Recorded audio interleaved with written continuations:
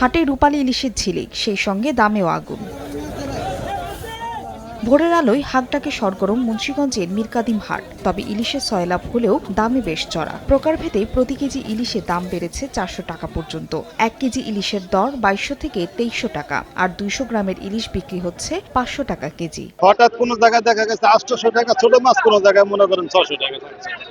তো তারা সিন্ডিকেট ব্যবসা না, আবার দেখা যাচ্ছে তারা এক জুড়ি ব্যস্ত আছে। বাজার মনিটরিং যদি সরকারের উপরস্থ কর্মকর্তারা করে তাহলে সিন্ডিকেট ভেঙে যায় অতি তাড়াতাড়ি। তবে আড়তদারদের দাবি, মা ইলিশ রক্ষায় 4 থেকে 25 অক্টোবর পর্যন্ত সব ধরনের মাছ শিকার নিষিদ্ধ থাকায় চাহিদা বেড়েছে ইলিশের, যার প্রভাব পড়েছে দামে। এর জন্য জেলেরা মাছ ধরতে পারে নাই, বাজারে মাছ নাই, যার জন্য ইলিশ মাছের দাম বাড়ছে। নিষেধাজ্ঞা আসতে তার ইলিশ তো তেমন মাছ যে পানিতে নাই, ওই যে আর পূজার কারণে একটু বেশি। ইলিশ বেচি 2300, 2350, 2200, 2250, যেটা 2100, 2200 বিকছে।